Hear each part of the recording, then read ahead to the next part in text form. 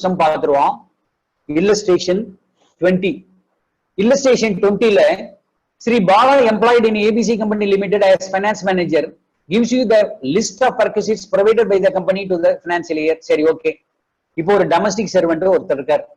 Domestic servant was provided at the residence of the Bala. Salary of domestic servant is rupees 1,500 per month. The servant was engaged by him and the salary is reimbursed by the company. நம்ம ஏற்கனவே சொல்லியிருக்கோம். அதுல என்ன பண்றோம், என்ன employee அப்படின்னு பார்க்கணும். அப்ப ஸ்பெசிஃபைட் எம்ப்ளாயா இல்ல ஆர்டினரி எம்ப்ளாயான்னு பார்க்கணும். இங்க ஆர்டினரி எம்ப்ளாயி தான். இவர் ஒருத்தர் அப்பாயிண்ட் பண்ணிருக்காரு அப்படின்னா இவர் எம்ப்ளாயர் கொடுத்தாலும் கொடுக்கலாம், இவர் சேலரி கொடுக்கணும். அது ரீஇம்பர்ஸ் பண்ணா கூட அப்ப யாரு டாக்ஸபிள்? இவர் தான் டாக்ஸபிள். அதுக்கு பாருங்க அப்படியே ஆன்சர் வருது பாருங்க. கீழே வந்தீங்கன்னா அதுக்கு ஒவ்வொன்றுக்கும் அப்படியே answer படிச்சிடலாம். The domestic servant was employed by the employee and the salary of such domestic servant was reimbursed by the employer. It is taxable as perquisite for all categories of employees. நம்ம ஏற்கனவே பார்த்தது தான், எல்லாருமே tax பண்ணோம். அவர் என்னன்னா specific employer இருந்தாலும் சரி, ordinary employer இருந்தாலும் சரி. அப்ப எவ்வளவு amount taxable? Taxable perquisite is 1,500 into 12. So 18,000 அப்படிங்கிறது. இப்ப அதுல இன்னொரு பாயிண்ட் சேர்த்து எழுத தேவையில்லை, பட் இருந்தாலும் நீங்க நோட் பண்ணீங்க. If the company employed a domestic servant and facility of such servant is given to the employee. இப்ப அப்பாயின்மெண்ட் ஆர்டர்ல என்ன பண்றது, வேலைக்காரங்களுக்கு நாங்களே சம்பளம் தரோம் அப்படின்னு சொல்லி இருந்தா அப்ப கூட then the perquisite is taxable only in the case of specified employee. The value of perquisite, taxable perquisite in such a case என்னன்னா 18,000. அப்ப ஆல் கேஸ்லயுமே அது ஸ்பெசிஃபைடா இருந்தாலும் சரி, அன்ஸ்பெசிஃபைடா இருந்தாலும் சரி, எம்ப்ளாயி அவர் அப்பாயிண்ட் பண்ணிக்கிட்டாருன்னா, எம்ப்ளாயி அவரு கீழே சர்வெண்ட் வச்சுக்கிட்டாருன்னா அதுக்கு உண்டான சேலரிக்கு டாக்ஸபிள் தான், அவரு தான் டாக்ஸ் கட்டணும். சரி, அடுத்த பாயிண்ட் பாருங்க, மேல வாங்க. Free education was provided to his two children, Aarthi and Ashok, in a school maintained and owned. அப்ப ஒரு ஸ்கூலு கம்பெனியே மெயின்டைன் பண்ணுது, ஃப்ரீ எஜுகேஷன் கொடுக்குறாங்க. அப்ப நம்ம என்ன சொன்னோம், அந்த ஸ்கூல் எஜுகேஷனுடைய எஜுகேஷன் செலவு 1000 ரூபாய்க்கு மேல இல்லாம இருந்தா, 1000 ரூபாய்க்கு மேல இருந்தா perquisite டாக்ஸ் கட்டணும். 1000 ரூபாய்க்கு கம்மி இருந்தா டாக்ஸ் கட்ட தேவையில்லை அப்படின்னு நம்ம ஏற்கனவே பார்த்தோம். So the cost of such education for Aarthi is computed as 900 per month. அப்ப 1000 rupeesக்கு கம்மியா இருக்குது, அப்ப இதுக்கு டாக்ஸ் கிடையாது. அசோக்கு பாருங்க 1200 இருக்கு per month.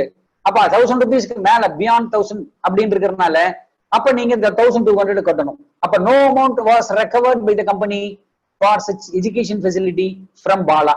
அப்ப நீங்க இதையும் நல்லா கவனிச்சிங்க. அப்ப நீங்க இதுல என்ன வரணும்னு பாருங்க, ஒருத்தருக்கு மட்டும் டாக்ஸ் கட்ட வேண்டி வரும். யாருக்கு பாருங்க, there would be no perquisite if the cost of the education. கடைசி பாயிண்ட் பாருங்க, செகண்ட் பாயிண்ட் நம்பர் 2ல 4வது லைன்ல no perquisite if the cost of education child does not exceed 1,000 rupees. Therefore என்ன பண்ணோம், இந்த காஸ்ட் இவங்களுக்கு இந்த ஆர்த்திக்கு மட்டும்தான் நீங்க டாக்ஸ் கட்ட வேண்டியிருக்கும், அதுக்கு நீங்க டாக்ஸ் கட்ட தேவையில்லை. So in respect of cost of free education provided to his child Aarthi, since the cost does not exceed 1,000 per month, sorry 1000 ரூபாய்க்கு கம்மியா எக்ஸீட் ஆகல, மேல எக்ஸீட் ஆகல, அதனால அதுக்கு டாக்ஸ் கட்ட தேவையில்லை. ஆனா அசோக்குக்கு பாருங்க, இட் இஸ் டாக்ஸபிள். அசோக் கீழே Ashok would be taxable since the cost exceeds 1,000 per month. 1000 ரூபாய்க்கு மேல இருக்கிறதுனால அப்ப நீங்க என்ன பண்ணணும்னா taxable perquisite செய்யணும்னா 1,200 into 12 14,400 போட்டுக்கலாம். இதுல 2 ஆப்ஷன் இருக்கு, மொத்தமா ஃபுல் அமௌண்ட்டுக்கு டாக்ஸ் கட்டலாம், இல்ல 1000 ரூபாய் வரைக்கும் லிமிட் இருக்கு இல்ல, அப்ப 1000 ரூபாய் போட்டு எக்ஸஸ் அமௌண்ட் 200 இருக்கு பாருங்க, இந்த 200க்கு 12 months போட்டு வெறும் 2,400க்கு மட்டும் கூட டாக்ஸ் கட்டிக்கலாம். அதுல 2 ஆப்ஷன் இருக்கு கீழே. அதாவது only the sum in excess of rupees 1,000 per month is taxable. In such case the value of perquisite would be rupees 2,400. next point, அடுத்த क्वेश्चन பாருங்க, 4th பாருங்க, 3rd the employer has provided movable assets, television, refrigerator, air conditioner. இது கொடுத்திருக்காங்க. the actual cost எவ்வளவு வருது, 1,10,000. நல்லா பாருங்க, computer லேப்டாப்புக்கு தான் கிடையாது, ஏர் கண்டிஷனருக்கு உண்டு, டெலிவிஷனுக்கு உண்டு, ரெஃப்ரிஜரேட்டருக்கு உண்டு. அப்ப இதுக்கு 3வது நோட்டு பாருங்க, where the employer has provided movable assets to the employee, எப்ப 10% per annum of the actual cost, depreciation போட்டு நம்ம அதை கிளைம் பண்ணோம். அப்ப depreciation போட்டு கிளைம் பண்ணோம். இதுக்கு என்னன்னா this will not apply. அடுத்த லைன் பாருங்க, கடைசி 4வது லைன்ல however this will not apply to laptop கம்ப்யூட்டருக்கு கிடையாது. ஆனா இங்க லேப்டாப் கம்ப்யூட்டர் கிடையாது, வேற செட். என்னென்ன செட், டெலிவிஷனு, ரெஃப்ரிஜரேட்டரு, ஏர் கண்டிஷனரு, இதனுடைய ஆக்சுவல் காஸ்ட் 1,10,000 அப்ப 10% அதோட வேல்யூ போட்டு அதுக்கு ஒரு டாக்ஸ் கட்டணும். யார் கட்டணும்? Employee. So the perquisite value would be 10% of actual cost. That is 11,000 being 10% of rupees 1,10,000 rupees. அச்சா, அது ஒண்ணு. அடுத்தது பாயிண்ட் நம்பர் 4ல பாருங்க. A gift voucher rupees was gift worth rupees 10,000 was given on the occasion of his marriage. gift voucher என்ன? 5,000க்கு மேல போச்சுன்னா tax கட்டணும். 5,000 கீழேன்னா tax கட்ட தேவையில்லை. அப்ப இவர் என்ன பண்ணலாம்? 10,000க்கும் டாக்ஸ் கட்டணும் ஒண்ணு. அப்படி இல்லைன்னா இதுல இன்னொரு இது என்ன இருக்குன்னா 10,000 ரூபாய்க்கு கட்டலாம் ஒண்ணு, இல்ல ஆல்டர்னேட்டிவ் கேஸ். அதுல பாருங்க 4ல கடைசி 3 point. The entire amount 10,000 is liable to tax as perquisite. ஆல்டர்னேட்டிவும் இருக்கு, எக்ஸஸ் ஆஃப் 5,000. அப்ப 5,000 rupees லிமிடெட் எக்ஸம்ஷன் லிமிட் இருக்கு, மீதி 5,000 rupees கூட டாக்ஸ் கட்டிடலாம். ஏதாவது ஒண்ணு செய்யணும். So the value of perquisite would be 5,000. அப்ப ஒண்ணு 10,000 கட்டலாம், இல்ல 5,000 ரூபாய்க்கு கட்டலாம். அடுத்தது டெலிபோன் ப்ரொவைட் பண்ணிருக்காங்க. டெலிபோன் ப்ரொவைட் பண்றது என்ன பாருங்க. Telephone provided at the residence of Shri Bala அந்த பில் அக்ரிகேட்டிங் டு 25,000 rupees. அப்ப என்ன, டெலிபோனுக்கு வந்து உங்களுக்கு என்ன கிடையாது, அது வந்து எக்ஸம்ப்டட். அப்ப நீங்க வந்து என்ன பண்ணலாங்க, எக்ஸம்ப்டட்னு ஒரு நோட் எழுதிட வேண்டியதுதான். Telephone provided at the residence of the employee and payment of bill by the employer is tax free perquisite அப்படின்னு ஒரு நோட் எழுதிருங்க. இது உங்க ஓன் சென்டென்ஸ்லயே நீங்க எழுதிடலாம். நெக்ஸ்ட் 6th, இதுல பாருங்க ஹவுசிங் லோன் கொடுத்துருக்காங்க 6% per annum. Amount outstanding 1/4/2019 rupees 6,000. Shri Bala pays 12,000 per month towards principal. And அப்ப ஒவ்வொரு மாசமும் பிரின்சிபல் எவ்வளவு கட்டுறாரு? எவ்ரி மாசம் ஒவ்வொரு மந்த் 5th அன்னைக்கு 12,000 rupees இன்ஸ்டால்மெண்ட் கட்டுறாரு. அந்த மாதிரி இருந்தா என்ன பண்ணோம் பாருங்க. 6% லோன் கொடுத்துருக்காங்க. நம்ம என்ன சொன்னோம், ஸ்டேட் பேங்க் ஆஃப் இந்தியா என்ன ரேட்டு கொடுக்குதோ அந்த ரேட்டுல இருந்து இந்த rate concession. State Bank of rate வந்து 10%, ஆனா இவங்க கொடுத்துருக்குது 6%. இப்ப 6th பாயிண்ட்ல பாருங்க எப்படி கால்குலேட் பண்ணிருக்காங்க அப்படின்னா, 6th பாயிண்ட்ல 4வது line shall be determined as a sum equal to the interest computed at the rate charged per annum by the State Bank of India on first day of the relevant period. அங்க 10% charge பண்றாங்க அவங்க. ஆனா இவங்க employer கொடுத்திருக்கிறது எவ்வளவு கொடுத்திருக்காரு? 6% கொடுத்திருக்காரு. அப்ப மேக்சிமம் எவ்வளவு பேலன்ஸ் இருக்கு? பர்குசிட் வேல்யூ ஆஃப் கம்பெடிஷன் 4%. அப்ப நீங்க பாருங்க ஒவ்வொரு இன்ஸ்டால்மெண்ட் எப்ப எந்த 5ஆம் தேதி கட்டுறாங்க. அப்ப நீங்க பாருங்க ஒவ்வொரு மாசத்துக்கும் 5ஆம் தேதிக்கு நம்ம கால்குலேட் பண்ணோம். ஃப்ரீ எஜுகேஷனுக்கு கால்குலேட் பண்ணோம். எம்ப்ளாயர்ஸ் மூவபிள் அசெட்ஸுக்கு டெலிவிஷன் ரெஃப்ரிஜரேட்டருக்கு 10% போட்டு அதுக்கும் கால்குலேட் பண்ணோம். கிஃப்ட் வச்சிருக்கு உங்களுக்கு வந்து 5,000க்கு மேல போச்சுன்னா அப்ப 10,000க்கு நம்ம டாக்ஸ் கால்குலேட் பண்ணோம். டெலிபோன் வந்து எக்ஸம்ஷனு கரெக்ட். ஹவுசிங் லோனுக்கு இப்ப கால்குலேட் பண்ணிருக்கோம். இது எல்லாம் டோட்டல் பண்ணீங்கன்னா டோட்டல் பர்குசிட் அதாவது கீழே போட்டிருக்காங்க, இங்க கீழே வந்துருங்க. அதாவது மொத்தம் பாத்தீங்கன்னா ஃபர்ஸ்ட் சர்வெண்ட்டுக்காக 18,000, அதுக்கப்புறம் நீங்க 14,400 ஒண்ணு, அப்புறம் 11,000 ஒண்ணு, ஒரு 10,000 கிஃப்ட் ஒண்ணு, இப்ப 20,880 இன்ட்ரெஸ்ட் ஃப்ரீ லோனு. இப்ப எல்லாத்தையும் ஆட் பண்ணீங்கன்னா 74,280. இதுதான் டோட்டல் வேல்யூ ஆஃப் டாக்ஸபிள் பர்குசிட் அப்படிங்கிறது. அப்ப அதை தான் பார்த்தோம். 18 + 2,400, 11,000, 5,000, 20,880 போட்டீங்கன்னா அப்ப இந்த சமம் முடிஞ்சிருது. அடுத்து important point, valuation of specified security or sweat equity shares for the purpose of section 17(2)(6) sub rule 8. இதுல என்னன்னா முதல்ல ஸ்வெட் ஈக்விட்டி ஷேர்ஸ் அப்படின்னா என்னன்னு தெரிஞ்சுங்க. நீங்க ஏற்கனவே படிச்சிருக்கலாம், பிகாம்ல படிச்சிருப்பீங்கன்னு நினைக்கிறேன் ஒரு சிலரு. ஸ்வெட் ஈக்விட்டி ஷேர்ஸ் அப்படின்னா என்னன்னா எம்ப்ளாயிக்காக அங்க வேலை செய்யற ஒர்க் பண்றவங்களுக்காக ஷேர்ஸ் கன்செஷன் ரேட்ல கொடுப்பாங்க. ஒரு பர்டிகுலர் டேட்டு கொடுத்து இந்த டேட்டுக்குள்ள நீங்க அவைல் பண்ணிட்டீங்கன்னா இந்த ரேட்டுக்கு உங்களுக்கு 10 ரூபாய் ஷேர் வந்து 6 ரூபாய்க்கு இல்ல 4 ரூபாய்க்கு கொடுக்குறேன் அப்படிம்பாங்க. அதுதான் வந்து ஸ்வெட் ஈக்விட்டி ஷேர்ஸ்னு பேரு. The fair market value of any specified security, வேற ஏதாவது செக்யூரிட்டியா இருந்தா அந்த security, or sweat equity share being an equity share in a company on the date on which the option is exercised. அப்ப இந்த date வரைக்கும் உங்களுக்கு இந்த எக்ஸசைஸ் ஆப்ஷன் உண்டு. அந்த டேட்டுக்குள்ள நீங்க அவைல் பண்ணீங்கன்னா 10 ரூபாய் ஷேரை நீங்க 4 ரூபாய்க்கு வாங்கிக்கலாம் அப்படின்னு சொல்றாங்கன்னு வச்சுங்க. அப்படி இருந்தா அதை எப்படி வேல்யூ பண்றது? அது ஒரு 4-5 கேட்டகரியில இருக்கு. இப்ப அந்த கம்பெனியோட ஷேரு ரெகனைஸ்டு ஸ்டாக் எக்ஸ்சேஞ்சில் லிஸ்ட் பண்ணியிருந்தா, லிஸ்ட்னா என்னன்னா ஷேர் மார்க்கெட்ல ட்ரேடிங் பண்றது. அப்ப ஸ்டாக் எக்ஸ்சேஞ்சில் லிஸ்ட் பண்ணாதான் நீங்க ட்ரேடிங் பண்ண முடியும். நம்ம ஷேரை பப்ளிக் வந்து வாங்க விற்க முடியும். அப்ப லிஸ்ட் பண்ணிருக்கோமா? லிஸ்ட் பண்ணிருந்தா எப்படி நீங்க வேல்யூ பண்ணலாம் அப்படின்னா அந்த 2வது லைன் எழுதுங்க. எப்பயுமே இந்த ஸ்டாக் எக்ஸ்சேஞ்சில் காலையில ஸ்டாக் எக்ஸ்சேஞ்ச் திறந்த உடனே ஓப்பனிங் பிரைஸ்னு ஒண்ணு இருக்கும். அதே மாதிரி ஸ்டாக் எக்ஸ்சேஞ்ச் மூடும் போது க்ளோசிங் பிரைஸ்னு இருக்கும். இதனுடைய ஆவரேஜ் கால்குலேட் பண்ணி அந்த ரேட்ல நம்ம வேல்யூ பண்ணோம். அப்ப if shares are listed on recognized stock exchange na the fair market value shall be the average of the opening price and closing price of shares on that date on the said stock exchange. அந்த particular dateல opening value closing value, closingனா கடைசியா யார் வாங்கியிருக்காங்க அந்த ஷேரை என்ன ரேட்டுக்கு வாங்கியிருக்காங்க அந்த ரேட்டு, ஓப்பனிங்னா எந்த ரேட்ல விற்க ஆரம்பிச்சாங்க காலங்கத்தால காலையில ஆபீஸ் திறந்த உடனே, அது ரெண்டையும் ஆவரேஜ் பண்ணோம். சரி, ரெண்டாவது if shares are listed on more than one recognized stock exchange. இப்ப என்ன எடுத்து மெட்ராஸ் ஸ்டாக் எக்ஸ்சேஞ்ச் இருக்குது, பிஎஸ் பாம்பே ஸ்டாக் எக்ஸ்சேஞ்ச் இருக்கு, இது மாதிரி ஒரு 4-5 எக்ஸ்சேஞ்ச் இருக்குன்னு வச்சுக்கோங்க. 4 ட்ரேட் பண்ணிருக்காங்க. அப்ப எந்த வேல்யூ எடுத்துக்கிறது? மெட்ராஸ் ஸ்டாக் எக்ஸ்சேஞ்சிலயும் இந்த கம்பெனியோட ஷேர் இருக்கு, பாம்பே ஸ்டாக் எக்ஸ்சேஞ்சிலயும் கம்பெனியோட ஷேர் இருக்கு. அப்ப என்ன பண்ணணும் அப்படின்னா, எந்த ஸ்டாக் எக்ஸ்சேஞ்சில் ஹையஸ்ட் வால்யூம் ஆஃப் ட்ரேடிங் பண்ணிருக்கப்பட்டதுன்னு பார்க்கணும். நம்ம ஹையஸ்ட் வால்யூம் ஆஃப் ட்ரேடிங் அப்படின்னு பார்க்கணும், எதுல அதிகமா சேல் பண்ணிருக்காங்கன்ட்டு.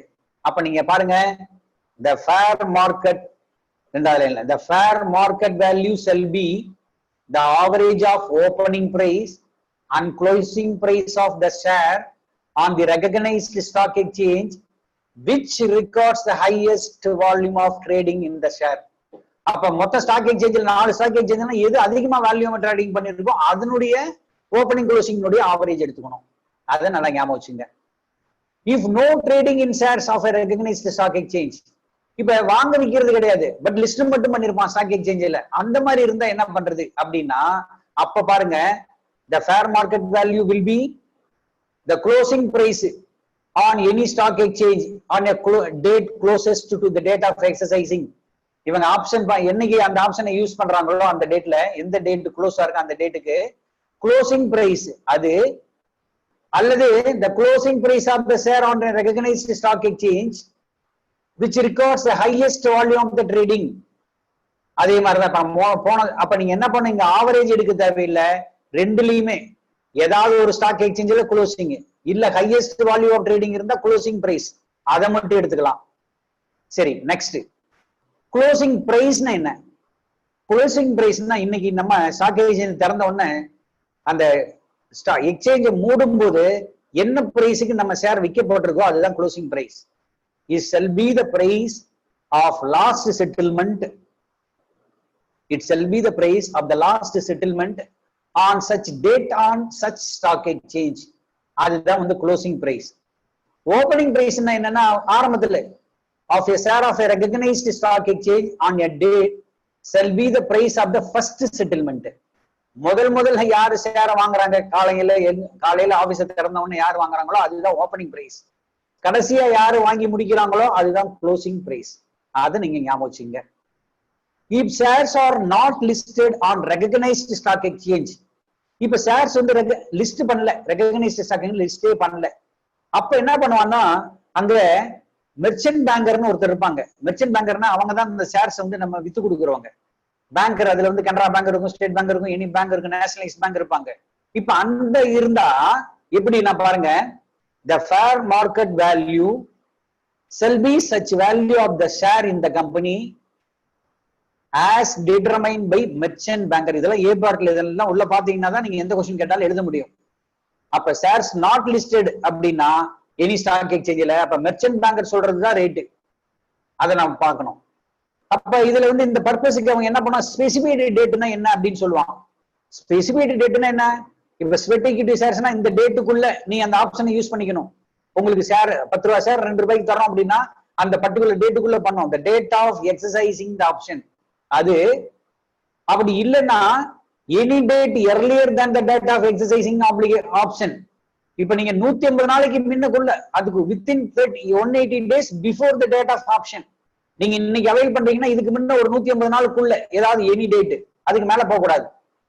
அப்ப இதை நீங்க பாத்துக்கணும், இதை ரெண்டையும் ஞாபகம் வச்சுங்க. இது சம்பந்தமா ஒரு சம் போடலாம். AB Company Limited allotted 1000 sweat equity shares to Sri Chand in June 2019. The shares were allotted at 200 rupees per share as against the fair market value of rupees 300 per share on the date of exercise of option by the allottee. This is Sri Chand. நல்லா பாருங்க, 1000 equity share allot பண்ணது AB company. அதை சந்துக்கு கொடுக்குறாங்க, particular Chand, Sri Chand அப்படிங்கிறவருக்கு. ஆனா market value பாத்தீங்கன்னா 300 rupees இருக்கு. ஆனா அவனுக்கு என்ன பண்றாங்க, ஸ்வெட் ஈக்விட்டி ஷேர்ஸ் கொடுக்குறாங்க. எவ்வளவு? 200 rupees கொடுக்குறாங்க. அப்ப அவர் எவ்வளவு பெனிஃபிட் அவைல் பண்றாரு, கன்செஷன் எவ்வளவு பண்றாரு, அதை தான் பெர்குசிட் வேல்யூ கண்டுபிடிக்கணும். அப்ப 300 minus 200 100. அப்ப மொத்தம் எவ்வளவு ஷேர்? 1000 ஷேர். அப்ப 1000 into 100 அப்படிங்கறத கால்குலேட் பண்ணோம். அதான் क्वेश्चन கேக்குறாங்க, what is the perquisite value of sweat equity shares allotted to Chand in the case of subsequent sale of those shares by Sri Chand? What would be the cost of acquisition of those sweat equity shares? இந்த ரெண்டாவது question கொஞ்சம் இருங்க, நான் முதல்ல explain பண்றேன். Perquisite value of sweat equity ஷேர்ஸ்னா என்ன அப்படின்னா, நீங்க இந்த பாக்ஸ்ல போட்டுருக்கிறதுலாம் ஓகே, அதே தான் உள்ளேயும் போட்டிருக்காங்க. அதனால நீங்க பாக்ஸை டைரக்டா பார்க்கலாம். 1000 ஷேருக்கு ஃபேர் மார்க்கெட் வேல்யூ வந்து 300 rupees அப்படின்னா 3 லட்சம் ரூபாய். 3 லட்சம் ரூபாய் ஒர்த் ஷேரை ஸ்ரீ சந்துக்கு 200 ரூபாய்க்கு கொடுக்குறாங்க 1000 ஷேருக்கு. அப்ப 2 lakhs கொடுக்குறாங்க. அப்ப வேல்யூ ஆஃப் பெர்குசிட்ங்கிறது எவ்வளவு வருது? 1 lakh rupees அப்படின்னு போடலாம். ஒரு ஷேருக்கு 100 ரூபாய் மாதிரி 1000 ஷேருக்கு 1 lakh rupees அப்படின்னு போட்டுக்கலாம். இது முதல் கொஸ்டினோட ஆன்சர். ரெண்டாவது கொஸ்டின் என்ன கேக்குறாங்கன்னா, இப்ப இந்த ஸ்வெட் ஈக்விட்டி ஷேர் இவன் வாங்கிட்டான் இல்லையா, மார்க்கெட் வேல்யூ 300 ரூபாய், ஆனா இவர் வாங்கினது 200 ரூபாய். இப்ப விற்க போறாரு. இப்ப வித்துட்டாருன்னா அதிக ரேட்டுக்கு விற்கிறாருன்னு வச்சுங்க.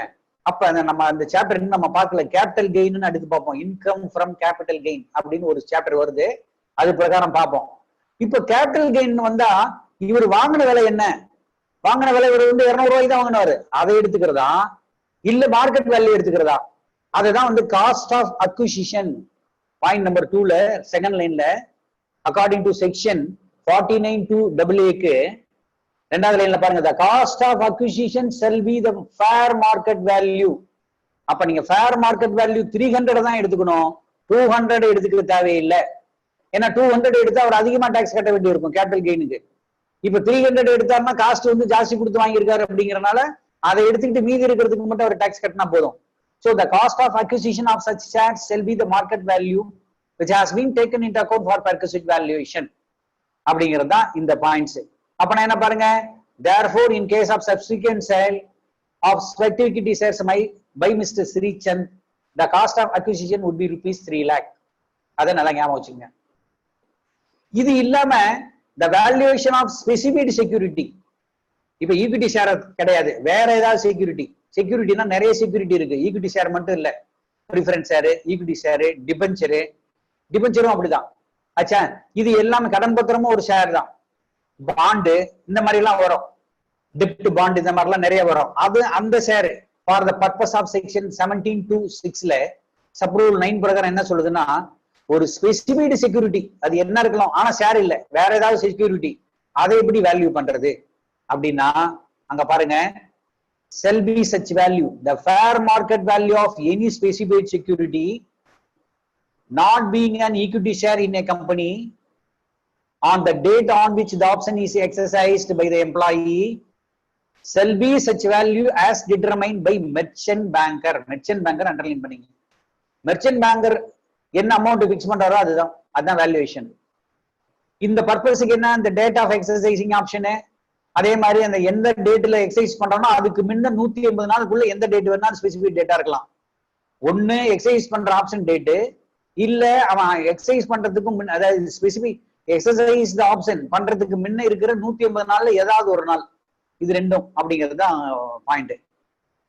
Next, definition for the purpose of perquisite rules. இந்த பெர்குசிட் ரூல்ஸுக்கு டெஃபினிஷன் என்னென்ன கொடுக்குறாங்கன்னா, மெம்பர்னா யாரு, மெம்பர்ஸ் ஆஃப் ஹவுஸ் ஹோல்ட்னா என்ன.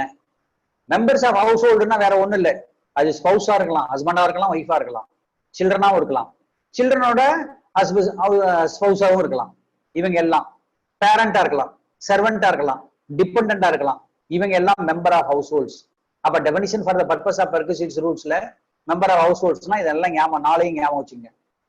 சேலரி, இந்த பெர்குசிட்ஸ் பொறுத்த வரைக்கும் சேலரி நீங்க எதை ட்ரீட் பண்ணணும் அப்படின்னா, it includes the pay or allowance, bonus, commission payable monthly or otherwise or any monetary payment by whatever name called from one employer or more employer அப்படின்னு சொல்லிட்டு இப்ப இதெல்லாம் நம்ம ஏற்கனவே பார்த்ததுதான்.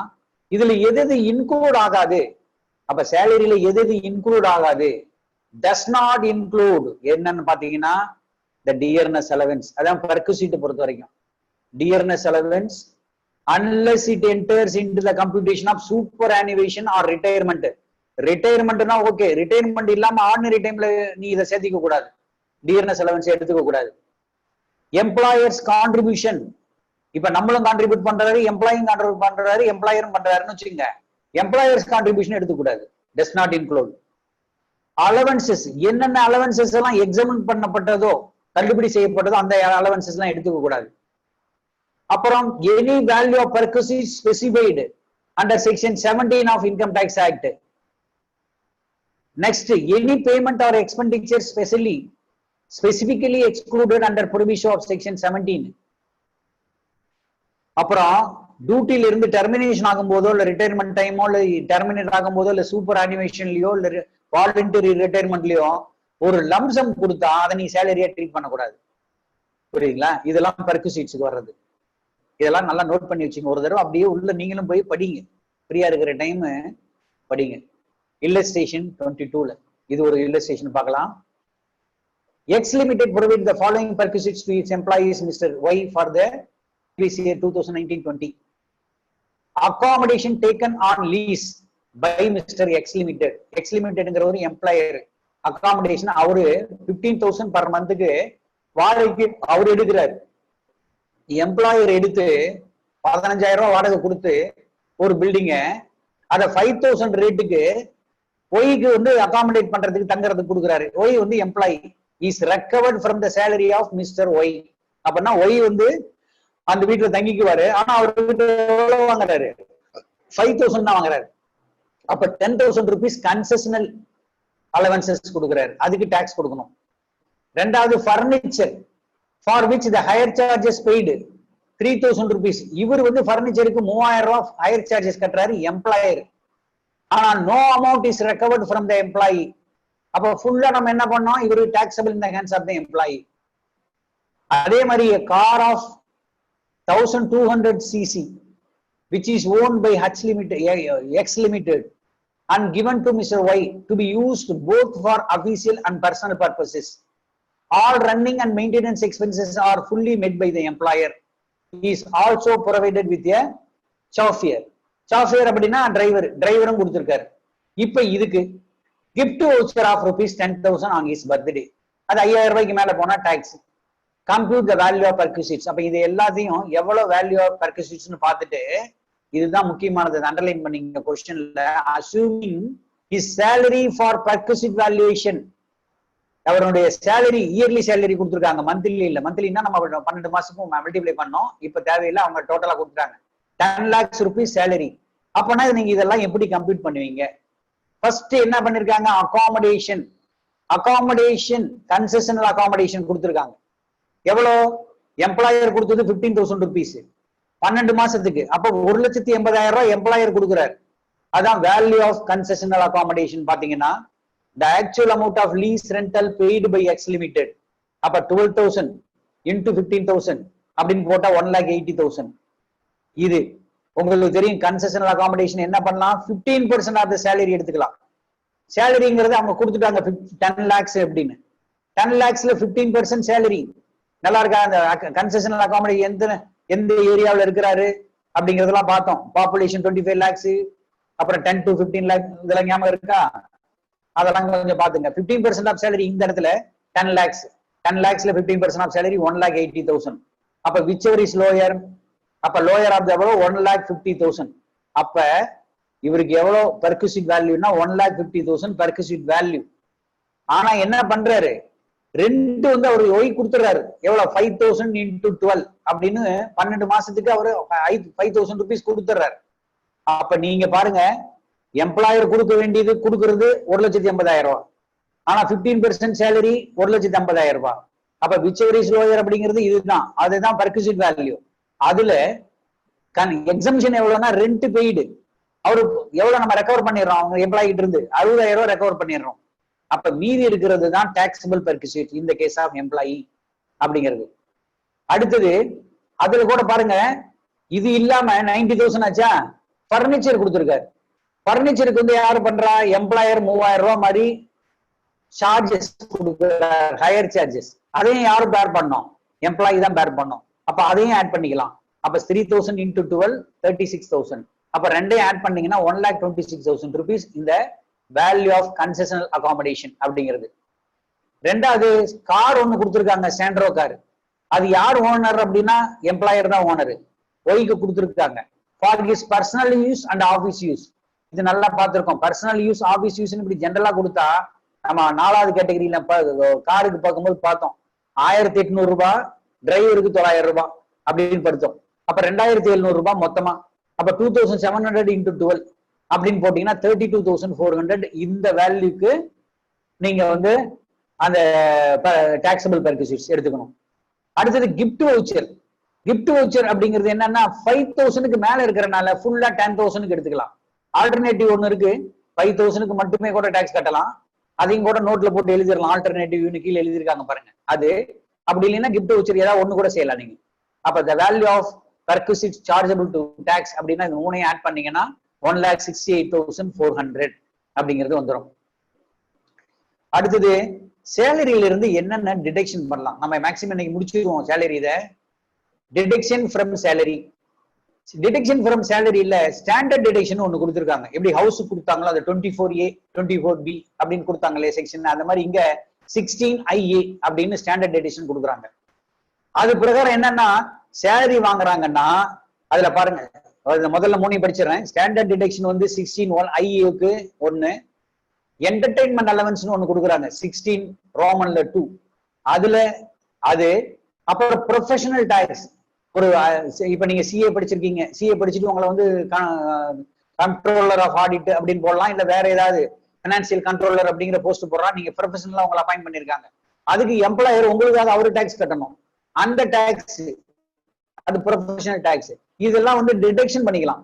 முதல்ல இன்கமா காமிச்சிட்டு எம்ப்ளாயர் கட்டி இருந்தா அதை நீங்க சேலரி மாதிரி காமிச்சிட்டு அதுக்கப்புறம் நீங்க டிடக்ஷன் கழிச்சு காமிச்சிடலாம். இப்ப நீங்க பாருங்க ஸ்டாண்டர்ட் டிடக்ஷன் அப்படிங்கிறது ஸ்டாண்டர்ட் டிடக்ஷன் ஆஃப் ₹50,000 வரைக்கும் இருக்கு. The amount of salary whichever is lower is to be provided to the employee. ஒரு உதாரணத்துக்கு 80,000 ஒருத்தர் சேலரி வாங்குறாருன்னு வச்சுங்க. அப்ப ஸ்டாண்டர்ட் டிடக்ஷன் 50,000 டிடெக்ட் பண்ணி 30,000 ரூபாய்க்கு அவருக்கு கட்டலாம், டாக்ஸ் கட்டலாம். 40,000 வாங்குறாருன்னு வச்சுங்க, அப்ப அவர் டாக்ஸ் கட்ட தேவையில்லை. 50,000 வாங்குறாருன்னு வச்சுங்க, டாக்ஸ் கட்ட தேவையில்லை. 60,000 வாங்குறாருன்னு வச்சுங்க, அப்ப 10,000க்கு டாக்ஸ் கட்டணும். இதை ஞாபகம் வச்சுங்க, இதான் ஸ்டாண்டர்ட் டிடக்ஷன். என்டர்டைன்மெண்ட் அலவன்ஸ்னா என்னன்னா, என்டர்டைன்மெண்ட் அலவன்ஸ் கொடுத்தாங்க, அது fully taxable in the hands of the employee. ஆனா என்னன்னா ஃபர்ஸ்ட் நீங்க இன்கமா காமிச்சிடலாம், அதே வந்து நீங்க டிடக்ஷன்ல நீங்க லிஸ்ட் பண்ணிக்கலாம். So the deduction in respect of entertainment allowance is available in case of government employees. The amount of deduction will be lower off.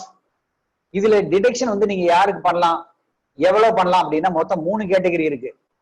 நீங்க பேசிக் சேலரியில 20%, அதாவது 1/5 20% போட்டாலும் சரி, இல்ல 1/5 of basic salary, or 5,000 rupees, or entertainment allowance received. இது 3ல எது அப்படிங்கிறது தான் பார்க்கலாம். The amount actually spent by the employee towards entertainment out of the entertainment allowance received by him is not a relevant consideration at all. அப்ப என்டர்டைன்மெண்ட்ல இந்த formula use பண்ணிக்கலாம். இப்ப நம்ம சம் போடும்போது உங்களுக்கு புரிஞ்சிடும். அடுத்தது professional tax on employment. Professional tax or taxes on employment levied by the state under Article 276 of the Constitution is allowed as deduction only when it is actually paid by the employee. அப்ப professional tax வந்து ஒரு employee வந்து 2,500 ரூபாய்க்கு மேல கட்டக்கூடாது. அங்க கீழே பாருங்க, it shall not exceed ₹2,500 per annum. If professional tax is reimbursed or directly paid by the employer on behalf of the employee, the amount so paid is first included as a salary. அப்ப employer கொடுத்துறாரு, இவர் கட்டுறதுக்கு பதிலாக tax professional tax அவரு கட்டிடுறாரு. அப்ப அதை இன்கமா காமிச்சிடலாம். முதல்ல காமிச்சிட்டு cross total income கண்டுபிடிச்சிட்டு லிஸ்ட் டிடக்ஷன்ல வந்து நீங்க அண்டர் செக்ஷன் 16ல டிடக்ஷனா எடுத்துக்கலாம். இப்ப அதை தான் நம்ம எப்படிங்கிறது இப்ப பார்க்க போறோம். Mr. Goyal receives the following emoluments during the previous year ending 31st March 2020. Basic pay 40,000, dearness allowance 15,000, commission 10,000. Basic pay பாருங்க அது salary தான், tax கட்டி ஆகணும். Dearness allowance கட்டி ஆகணும் tax. Commission 10,000 கட்டி ஆகணும். Entertainment allowance 4,000. Medical expenses incurred 25,000. Reimburse அது கட்டி ஆகணும். Professional tax paid, அதுல பாருங்க professional tax எவ்வளவு பே பண்ணிருக்காரு, 1000 rupees was paid by his employer 2000ல. இது எப்படி போடணும் அப்படிங்கறதை இப்ப நம்ம பார்த்தலாம். Mr. Goyal contributes rupees 5,000 towards recognized provident fund. இப்ப எம்ப்ளாயி வந்து ப்ராவிடன்ட் ஃபண்ட் கட்டுறது வந்து அது எக்ஸம்ப்டட், அதை நம்ம போட தேவையில்லை. He has no other income. Determine the income from salary for assessment year 2021 if Mr. Goyal is a state government employee. அவர் கவர்மெண்ட் எம்ப்ளாயா இருந்தா என்ன பண்ணணும்? இப்ப நீங்க பாருங்க, computation of salary of Mr. Goyal, basic pay அப்படியே போட்டுங்க 40,000, dearness allowance அப்படியே 15,000 tax கட்டி தான் ஆகணும், commission 10,000 அப்படியே tax கட்டி தான் ஆகணும், entertainment allowance 4,000 tax கட்டி தான் ஆகணும், employees contribution to RPF அது வந்து exempted, அதனால அதை கட்ட தேவையில்லை, அதுக்கு நோட்டு பின்னாடி போட்டுக்கலாம். medical expenses reimbursed, medical expenses படிக்கும்போது சொல்லியிருந்தோம் திருப்பி கொடுத்துட்டோம் அப்படின்னா அதை என்ன பண்ணோம், அதை டாக்ஸா கட்டணும். Professional tax paid by the employer. இப்ப இந்த இடத்துல நீங்க என்ன பண்ணோம், மொத்தமா ப்ரொஃபஷனல் டாக்ஸ் பே பண்றது 2,000 ரூபாய், ஆனா அதுல 1000 ரூபாய் வந்து எம்ப்ளாயர் கொடுத்துருக்காரு. அப்ப எம்ப்ளாயர் 1000 ரூபாய் கொடுக்கறது இன்கமா காமிக்கணும். இந்த 1000 ருபீஸ் இன்கமா காமிச்சிட்டு, ஆனா நீங்க ப்ரொஃபஷனல் டாக்ஸ் 2,000 ரூபாய் கடிச்சிங்க பாத்தீங்களா, அதை டிடக்ஷன்ல 2,000 லெஸ் பண்ணிக்கலாம். அப்ப professional tax paid by the employer rupees 1,000. அப்ப இது எல்லாத்தையும் ஆட் பண்ணீங்கன்னா கிராஸ் சேலரி வந்துடும் 95,000. இதுல டிடக்ஷன் அண்டர் செக்ஷன் 16 பிரகாரம் ஐஏ பிரகாரம் எவ்வளவு 50,000 மேக்ஸிமம் சீலிங் லிமிட். அப்ப அதை டிடக்ட் பண்ணிக்கலாம். அது இல்லாம அண்டர் செக்ஷன் 16(2)ல entertainment allowance being the lower, entertainment அலவன்ஸுக்கு 3 இது இருக்கு. என்னன்னு சொன்னோம், முதல்ல சொன்ன பாருங்க, முதல்ல எவ்வளவு அலவன்ஸ் ரிசீவ் பண்ணா, எவ்வளவு பண்ணா 4,000 ரூபாய் ரிசீவ் அலவன்ஸ் பண்ணா. பேசிக் சேலரியில 20% ஆர் 1/5 அப்படின்னு சொன்னோம். அப்ப 40,000 பேசிக் சேலரி, அதுல 1/5 அப்படின்னா அப்ப 8,000 ருபீஸ்.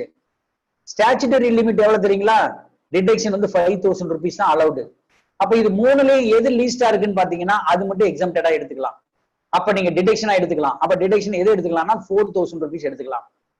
அடுத்தது அண்டர் செக்ஷன் 16(3)ல ரோமன் 3ல ப்ரொஃபஷனல் டாக்ஸ் பெய்டு, மொத்தமா நான் பே பண்ணது 2,000 அவன் கிளைம் பண்ணிக்கலாம், டிடக்ஷன்ல கிளைம் பண்ணிக்கலாம். 1000 ரூபாய் மட்டும் இன்கம்ல காமிக்கலாம், ஏன்னா அது it is paid by the employer, அதை காமிச்சிட்டோம். இப்ப இவன் 2,000 ரூபாய் பே பண்ணது வந்து இன்கம் டாக்ஸ் கட்ட தேவையில்லை, அதனால டிடக்ட் பண்ணிக்கலாம்.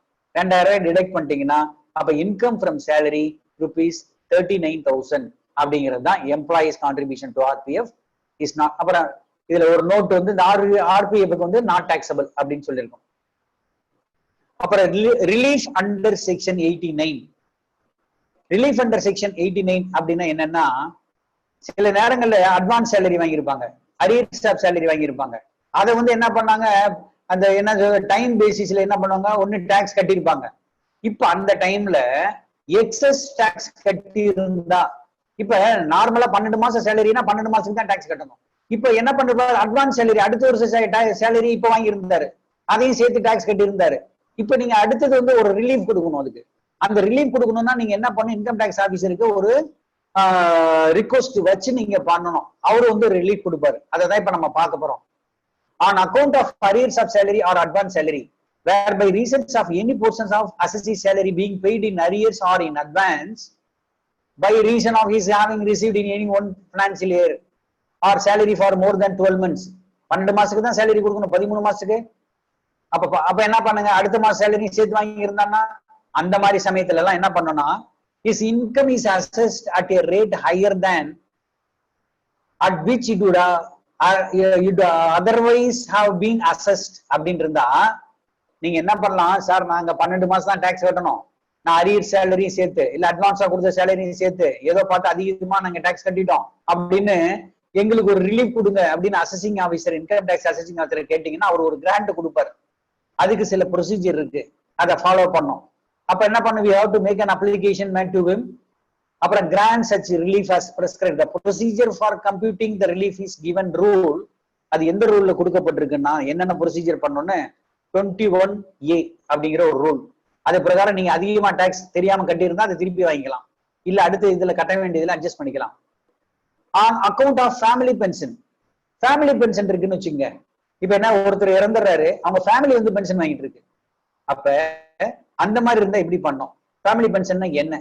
Family pension means a regular monthly amount payable by the employer to a person belonging to the family of in the event of his death. அவரு இறந்துடுறாரு, அவங்க குடும்பத்தை காப்பாற்றணும். ஒரு காலத்துல நம்ம கம்பெனிக்கு ஒர்க் பண்ணிருக்காரு, அதுக்காக குடும்பத்துக்கு பென்ஷன் கொடுக்கறது தான் ஃபேமிலி பென்ஷன். இது வந்து என்னன்னா, இதுக்கும் டாக்ஸ் ரிலீஃப் உண்டு. யாருக்கு? who receive arrears of family pension as defined in explanation. அப்ப ஃபேமிலி வந்து arrears வாங்குறாங்கன்னு வச்சுங்க, அதுக்கு ரிலீஃப் உண்டு. அடுத்தது, no relief at the time of voluntary retirement or termination of service. இப்ப இறந்து போறது வேற, ரிட்டையர்மெண்ட் ஆகிறது வேற. வாலண்டரி ரிட்டையர்மெண்ட் கொடுத்துட்டு வந்தாங்கன்னு வச்சுங்க, அவங்களுக்கு ரிலீஃப் கிடையாது. எப்பன்னா, no relief shall be granted to in respect of any amount received or receivable by an assessee on his voluntary retirement or termination of his service. அந்த அதை வரைக்கும் அண்டர்லைன் பண்ணிட்டு அடுத்த 2 லைன் கழிச்சிருக்கு பாருங்க. if exemption under section 10(10)(c) in respect of such a compensation received on voluntary retirement, இந்த 10(10)(c) பிரகாரம் ஏதாவது compensation receive பண்ணியிருந்தான்னா, அப்ப வாலண்டரி ரிட்டையர்மெண்ட் வாங்கினவங்களுக்கு அல்லது டெர்மினேஷன் ஆஃப் சர்வீஸ் பண்ணவங்களுக்கு no relief will be granted அப்படிங்கிறத பாத்துங்க. இப்ப செக்ஷன் இதுல ஒரு சின்ன சம் இது. In case of Mr Hari who turned 67 years as on 28th March 2020, you are informed that the salary computed for the previous year 2019-20 is 10,20,000 rupees. Arrears of salary received rupees 3,45,000. Further, you are given the following details relating to the earlier years to which the arrears of salary. இதுல வேற ஒண்ணும் இல்ல, இதுல வந்து பழைய years எல்லாம் கொடுத்துருக்காங்க. இது வந்து எப்பயுமே இன்கம் டாக்ஸ் பொறுத்த வரைக்கும் அந்த அசஸ்மெண்ட் இயர் என்னென்ன 2020-21 2021 உண்டானதான் மேக்சிமம் வரும். அப்படி இல்ல 18-19 19-20 வரும். இது ப்ரீவியஸ் இயர்ஸ் ஃபிகர்ஸ். அதுக்கு உண்டான எப்படி நீங்க இந்த ஸ்லாப் எல்லாம் உங்களுக்கு தெரியாது, இருந்தாலும் கொஸ்டின்ல கொடுத்துருக்காங்க. இந்த ப்ரீவியஸ் இயர்ல பாத்தீங்கன்னா 2010-11க்கு டாக்ஸபிள் சேலரி 7,10,000 ரூபாய். ஆனா அந்த வருஷத்துல அரியர்ஸ் நவ் ரிசீவ்டு. அப்பனா என்ன, 2010-11ல வாங்க வேண்டிய சேலரி அது வாங்காமே விட்டாங்க. அப்ப அவன் சேலரி கொடுக்கல, அதை இப்ப கொடுத்துருக்கான். எப்ப கொடுத்துருக்கான்? 19-20ல கொடுத்துருக்கான். எவ்வளோ? 1,03,000 ரூபாய் கொடுத்துருக்கான். அந்த மாதிரி கொடுத்திருந்தா 2011-12ல 8,25,000 மொத்த சேலரி. ஆனா அந்த வருஷத்துல இன்னும் வாங்காத சேலரி எவ்வளவோ அதை இந்த வருஷத்துல கொடுத்துருக்கான். அதான் 1,17,000. 2012-13ல 9,50,000 தான் வாங்கியிருக்கோம். ஆனா அந்த வருஷம் இன்னும் வாங்காதது 1,25,000. இது மூணே கூட்டினீங்கன்னா தான் அந்த கொஸ்டின்ல வருது பாருங்க. The arrears of salary received 3,45,000. அப்ப இதை மூணையும் ஆட் பண்ணீங்கன்னா 3,40,000. இதை நம்ம அவைல் பண்ணிருக்கோம்.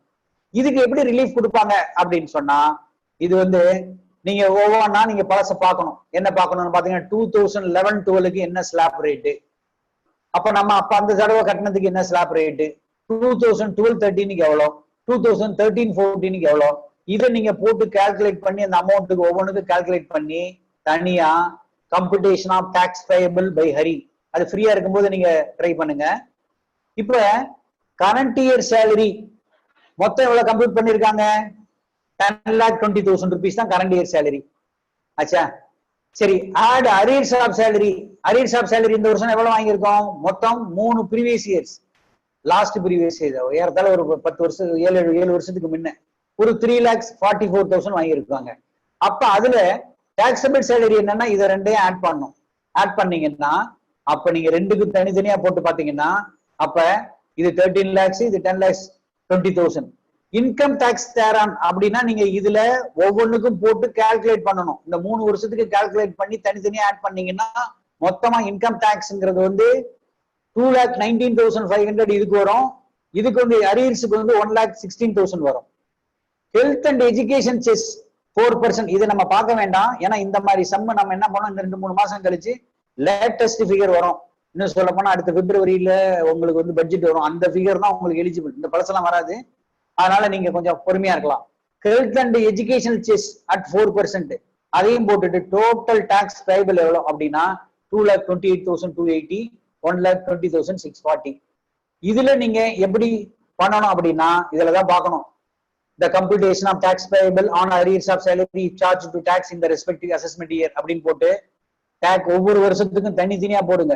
டாக்ஸபிள் சேலரி எவ்வளோ, சேலரி எவ்வளோ, எக்ஸ்க்ளூடிங் அரியர்ஸ் எவ்வளோ, சேலரி எவ்வளோ அப்படிங்கறது தனித்தனியா நீங்க போட்டு பாத்தீங்கன்னா ஒவ்வொன்றுக்கும் பாருங்க. டாக்ஸபிள் சேலரி ஃபர்ஸ்ட் 11-12க்கு 7,10,000, அரியர்ஸ் வந்து 1,03,000 ஆச்சா.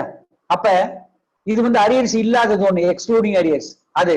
இப்படி 3 பேட்சுக்கும் நீங்க தனித்தனியா போட்டுட்டு டாக்ஸபிள் சேலரி எவ்வளவுன்னு போட்டுட்டு அதுக்கு டாக்ஸ் அந்த ரேட்ல நம்ம ஏற்கனவே ரேட் போட்டிருக்கோம் பாருங்க. அதை நீங்க ஃப்ரீயா இருக்கும்போது கால்குலேட் பண்ணி பாத்தீங்கன்னா அதுக்கு டாக்ஸ் இதுக்கு 97,000 வருது, செஸ் இல்லாம 3% வருது.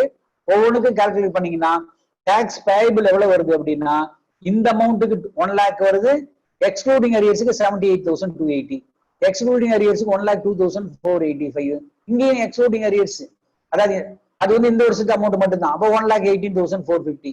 அப்ப நீங்க இதை வந்து இந்த ஃபார்மெட்ல கம்ப்யூட்டேஷன் ஆஃப் ரிலீஃப் அப்படின்னா நீங்க இந்த ஃபார்மெட்ல நீங்க போடணும். Tax payable on arrears, tax on income including arrears, less tax on income excluding arrears. அப்ப நீங்க அது ரெண்டையும் லெஸ் பண்ணீங்கன்னா 1,07,640. அதே மாதிரி tax payable in respective years அப்படின்னு நீங்க ஆட் பண்ணீங்கன்னா அப்ப பாருங்க இது வந்து 1,08,837, 1,38,680, 638, அப்புறம் 1,51,000. இதை 3 ஆட் பண்ணீங்கன்னா இது லெஸ் டாக்ஸ் ஆன் இன்கம் அந்த வெறும் எக்ஸ்க்ளூடிங் அரியர்ஸ் இருக்கு பாருங்க, அதை 3 ஆட் பண்ணீங்கன்னா இந்த அமௌண்ட். இதை லெஸ் பண்ணீங்கன்னா 92,185. அப்ப நீங்க மொத்தமா நீங்க ரிலீஃப் எவ்வளவு வருதுன்னா இந்த 1,07,640 மைனஸ் 92,185 அதை லெஸ் பண்ணீங்கன்னா ரிலீஃப் அண்டர் செக்ஷன் 89ல the difference தான். Difference between tax on arrears and tax on arrears in the respective years. அப்ப tax on arrears இந்த வருஷத்துக்கு எவ்வளோ, tax on arrears அந்த ரெஸ்பெக்டிவ் அந்தந்த வருஷத்துக்கு எவ்வளோ அப்படின்னு போட்டீங்கன்னா 15,455